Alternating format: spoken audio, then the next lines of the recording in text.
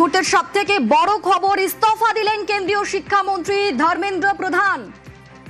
আন্দোলনকারীদের বিক্ষোভের মুখে এবার ইস্তফা দিলেন কেন্দ্রীয় শিক্ষামন্ত্রী। যেই বিক্ষোভের জন্য যেই দাবি তারা বারবার করেছিলেন, অবশেষে সেই দাবি পূরণ, নির্বিতর্কে ইস্তফা দিলেন কেন্দ্রীয় শিক্ষামন্ত্রী। এই মুহূর্তে আমাদের সঙ্গে নিউজ রুম থেকে সরাসরি রয়েছেন আউটপুট এডিটর অনির্বাণ সিনহা। অনির্বাণ, আন্দোলনকারীদের বড় জয় বলা যায়, কারণ তারা প্রথম থেকে এই কেন্দ্রীয় শিক্ষামন্ত্রীর পদত্যাগের দাবি করে আসছিলেন। বারবার আলোচনাতে কোনো সুফল বেরোয়নি, শেষ পর্যন্ত আজকে পদত্যাগ করলেন কেন্দ্রীয় শিক্ষামন্ত্রী। দেখো, যে ছাত্ররা, আমি একদম শুরুতেই বলবো, যে ছাত্ররা তাদের পরীক্ষার গোলযোগের জন্য আন্দোলনে নেমেছিলেন, যারা তাদের প্রতি তাদের এই একের পর এক পেপার লিকের ঘটনাতে ছাত্র সমাজের প্রতি সরকার যাতে সুবিচার করে তার জন্য আন্দোলনে নেমেছিলেন, তাদের জন্য সত্যিই বড় জয়। আমি গোটা আন্দোলনকারী শব্দটা তোমার কাছ থেকে নিলাম না। কেন নিলাম না একটু পরে তার ব্যাখ্যা দিচ্ছি, কিন্তু তার আগে ধর্মেন্দ্র প্রধান যে ইস্তফা দিলেন, নরেন্দ্র মোদী রাজধর্ম পালন করলেন এবং শেষমেশ দেশের শিক্ষামন্ত্রী হিসেবে ধর্মেন্দ্র প্রধান ইস্তফা দিলেন। যাবতীয় দায় দায়িত্ব কাঁধে নিয়ে এই পেপার লিক কেলেঙ্কারির, নিট পেপার লিক কেলেঙ্কারির সেই ইস্তফাপত্রে কি লেখা আছে, কি বলেছেন তিনি, কি বলে ইস্তফা দিলেন, সেইটা জানবো। আমার সঙ্গে রয়েছেন আমাদের ইনপুট এডিটর, আমার সহকর্মী কমলিকা সেনগুপ্ত। কমলিকা, কি বলেছেন ধর্মেন্দ্র প্রধান? দেখো, খুব গুরুত্বপূর্ণ ভাবে 2 পাতার অর্থাৎ 3 লাইনের কিন্তু এটা যে পদত্যাগপত্র সেটা কিন্তু নয়, এবং সেখানে দাঁড়িয়ে কি লিখেছে আমি একটু একেবারে পড়ে সবার জন্য দিচ্ছি। পিছলে 10 দিনों का घटनाक्रम देख के मेरा मन दुखी है। মানে গত 10 দিন ধরে যে ঘটনা ঘটেছে তাতে তিনি দুঃখিত। এবং কমলিকা, এক মিনিট, তোমার অডিওটা বলে একটু খারাপ আসছে, আমি এভাবে তোমার অডিওটা নিচ্ছি, বল।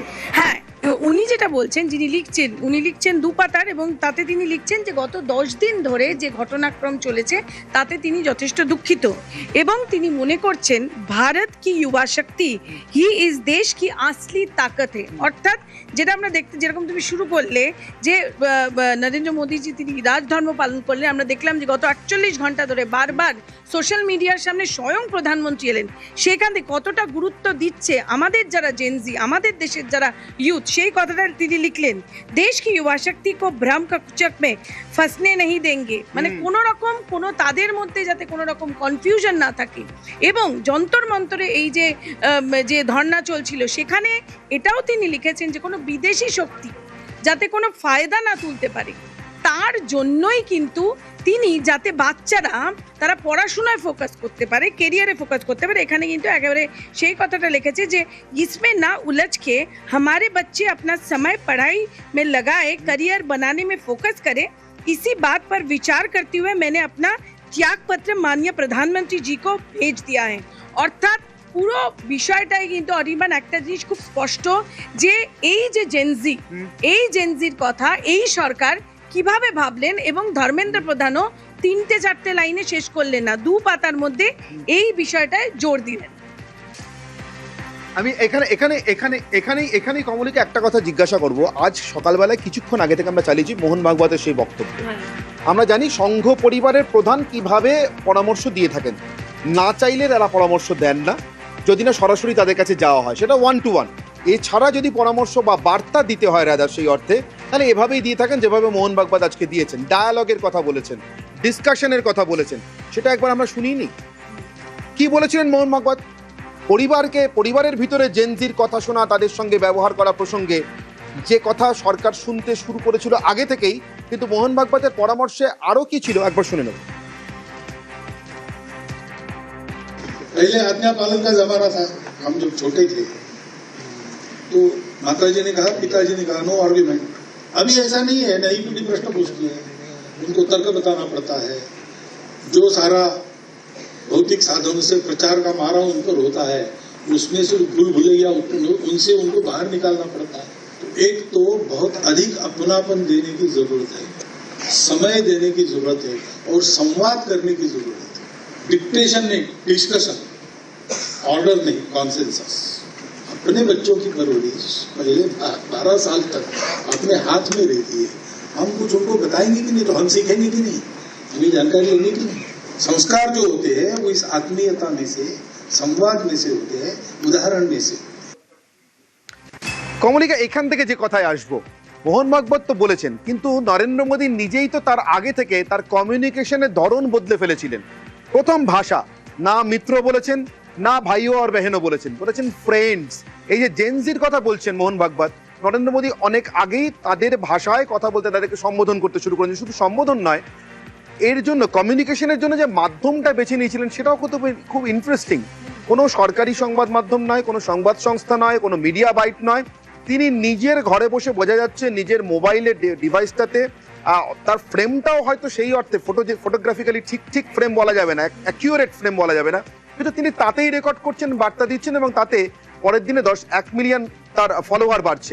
এটা যদি বলো একেবারেই শুধু এবং তুমি এটাও দেখো অনির্বাণ, যে মাধ্যমটা যেরকম তুমি বলছিলে, সেই মাধ্যমে কোন জিনিসটা চুজ করলো, প্রথমে কোথায় তিনি হিট করলেন, ইনস্টা হিট করলেন। অর্থাৎ আমরা জানি যে জেনজি কি দেখে, জেনজি ইনস্টা দেখে, রেডিট দেখে, তারা কিন্তু ফেসবুক অত দেখে না। প্রথম হিট ইনস্টা, এবং কালকে যখন তিনি মন্ত্রিসভার সঙ্গে কথা বলছিলেন, যেটা সূত্র মারফত আমরা জানতে পারছি, তাদেরও বলা হয়েছে যে আপনারা কথা বলুন, আপনারা ইনস্টাতে নিজেদেরকে আনুন, সেই কথাও তিনি কিন্তু সেই বৈঠকের ভেতরে বলেছেন। এখানে একটা প্রশ্ন আমি না করে পাচ্ছি না। এই মুহূর্তে ভারতীয় জনতা পার্টি তারা বুক বাজিয়ে বলেন তাদের সর্বভারতীয় সভাপতি সমস্ত দলের এবং নিজেদের দলের তরুণতম সভাপতিওয়ালা একটি দল, আমি দলই বলছি, তারা তাদের অর্গানাইজেশনাল পাওয়ার নিয়ে ইনস্টাগ্রামের মাধ্যমে, অর্থাৎ যে মিডিয়ামে আজকের জেনজি কথা বলে, সেখানে আউটরিচ করতে পারলেন না। নরেন্দ্র মোদীর সরকার তো তার একার নয়, এত বড় একটা মন্ত্রিসভা, গোটা মন্ত্রিসভার পরে এত তরুণ সাংসদ, তারা পারলেন না। এই জেনারেশন কোন ল্যাঙ্গুয়েজে কথা বলে, কোন কমিউনিকেশন ডিভাইসে কথা বলে, কি কমিউনিকেশনের মাধ্যম, সবটা সেই প্রধানমন্ত্রীকেই বুঝতে হলো। প্রধানমন্ত্রী তো প্রথম থেকে একটু অসন্তুষ্ট ছিলেন যে কায়দায় এই ছাত্র আন্দোলনকে হ্যান্ডেল করা হচ্ছে সেটা নিয়ে। সেটাকে আরেকবার প্রমাণ হলো না যে এই সরকারের ভিতরে তাহলে এখনো পর্যন্ত নবীনতম নাগরিকটির দেশের ভাষা বোঝার ক্ষেত্রে এবং তার কাছে পৌঁছানোর ক্ষেত্রে এখনো সেরা মাধ্যম সেই নরেন্দ্র মোদী।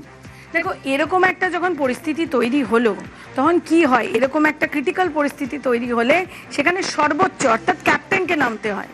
সুতরাং সেই জায়গা ধরেই যেটা মনে করা হচ্ছে যে স্বয়ং নরেন্দ্র মোদী তিনি নামলেন, এবং অবশ্যই যে প্রশ্নটা তুমি তুলছো সেই প্রশ্নটা উঠতে পারে, কিন্তু তার পাশাপাশি তুমি দেখো 48 ঘন্টার মধ্যে কিভাবে সলিউশনটার দিকে গেলেন, তিনি কিভাবে সলিউশনটার দিকে গেলেন, এবং একেবারে মাঝরাত্রে নিজে তিনি ভিডিও করলেন। এবং শুধু তাই নয়, 24 ঘন্টার পর কালকে বৈঠকের পরেও রাত্রিবেলা তিনি যে ধন্যবাদ দিলেন, সেটাও কিন্তু খুব, সেই জায়গাটায় কিন্তু একটা মুন্সিয়ানা রয়েছে, সেই ব্যাপারটাও কিন্তু অবশ্যই দেখার বিষয়। অর্থাৎ এই যে বোঝা গেল যে কোথায় সমস্যাটা হয়েছে, সেই সমস্যাটা আইডেন্টিফাই করে কেউ না, একেবারে ক্যাপ্টেন নিজে নামলেন। কিভাবে নামলেন, একেবারে যেরকম ভাবে জেনজি ফরম্যাট আর কি, একেবারে ক্যাজুয়ালি। নামাটা যদি আরেকবার দেখাই কমলিকা, যদি একটু ফিরে যাই, ধর্মেন্দ্র প্রধানের ইস্তফা হয়ে গিয়েছে, এটা এখন বাস্তবতা। দুপুর 3টের সময় আর মিনিট 22 মতো বাকি আছে। সরকারের 3টে দাবি মেনে নিয়ে আন্দোলনকারীদের সঙ্গে আরেকবার বসার কথা। দুটো দাবি কালকেই তারা মেনে নিচ্ছেন বলে জানিয়েছিলেন। আন্দোলনকারীরা বলেছিলেন ধর্মেন্দ্র প্রধানের ইস্তফার দাবিটা কিন্তু নন নিগোশিয়েবল, অর্থাৎ এই দাবিটাতে তারা আপোষ করতে পারবেন না, এটা মানতেই হবে। সেটাও তাদের সঙ্গে আন্দোলনকারীদের সঙ্গে পরবর্তী বৈঠকে বসার 24 ঘন্টার একটা ডেডলাইন ছিল, তার অন্তত আধ ঘন্টা বা 40 মিনিট আগে সরকার মেনে নিলেন, ধর্মেন্দ্র প্রধান ইস্তফা দিয়ে দিলেন। কিন্তু how the ball started rolling, কিভাবে বল প্রথম গড়াতে শুরু করলো, একটা ভিডিও প্রধানমন্ত্রী পোস্ট করলেন, ফ্রেন্ডস সম্বোধন করলেন, এরকম একটা আবহে যখন ধরে নিচ্ছিল বিভিন্ন বিদেশি শক্তি নরেন্দ্র মোদীর সরকারকে বোধহয় যথেষ্ট অজনপ্রিয় করে দেওয়া গেছে, একটা ভিডিও পোস্টের পরে এক্স স্যান্ডেলে লাফিয়ে নরেন্দ্র মোদীর ফলোয়ার সংখ্যা বাড়লো 1 মিলিয়ন, মানে 10 লাখ। কি ছিল সেই ভিডিওতে, কি ভাষা, কি ভঙ্গি, আসুন আরেকবার দেখে নিই।